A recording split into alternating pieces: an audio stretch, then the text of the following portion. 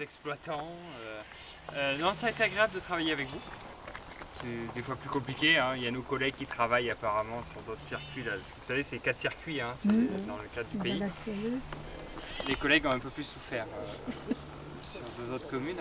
C'est-à-dire qu'il y a eu vraiment un groupe de travail présent, une capacité à prendre des décisions, à s'y tenir et à avancer. Et du coup, on était largement dans les temps par rapport aux 4 autres. Hein. On a été tranquille, temps d'affiner.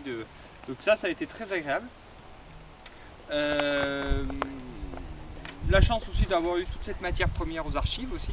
Donc aux prédécesseurs de la commune d'avoir bien versé toutes les archives municipales à Guéret, donc tout y est.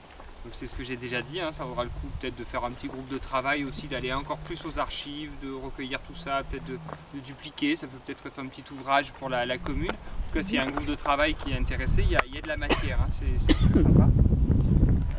Donc effectivement la commande, c'était de parler du bocage, mais sans parler du bocage comme on en parle sans arrêt, l'écologie du bocage, etc., le côté revendicateur du milieu, etc. Là c'était plutôt cette question du pourquoi c'est carré, pourquoi ça a été aménagé, etc. Cette histoire de gouzon en fait, hein, c'est un rapport particulier. Parce que la plupart du temps les bocages sont plutôt spontanés, se sont faits dans les siècles, sont plutôt anarchiques même dans l'organisation, alors que là on a tout de suite on voit que c'est une planification. Dès ce matin, ça fait penser aux Bastides ou aux villes américaines ou chose de très planifié. Effectivement, quand on voit des plans comme ça veut dire que derrière il y a une planification, il y a des hommes et ça s'est fait de façon organisée et non pas parcelle après parcelle. Et donc du coup, on a essayé de dérouler le sujet.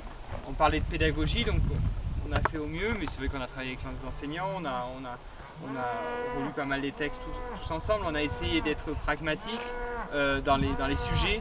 Donc le bocage de gouzon, un grand damier, qui a mesuré ce bocage. Et effectivement, quand on se balade là-dedans, on se demande mais par quel bout ils ont commencé, etc.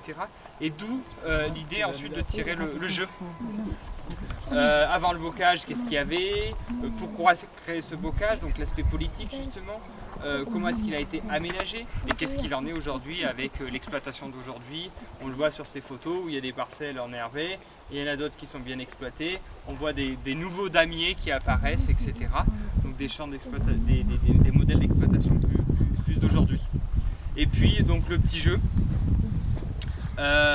Donc l'idée est partie parce que dans les archives, on a trouvé un des premiers cabinets qui a été chargé par la municipalité de l'époque de faire l'arpentage. Et donc à Guéret, il y avait un cabinet d'arpenteurs. Et donc on est parti de ces personnages-là.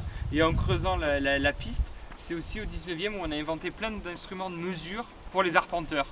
Donc le théodolite qu'on a représenté ici, qui vient ici, là, qui a été perfectionné justement au 19e. Et on est parti de personnages, un petit peu personnages de BD là. Et puis donc du coup il y a 6 jeux. Ensemble on a travaillé pour trouver le mot. Hein. Au départ on était parti sur bocage.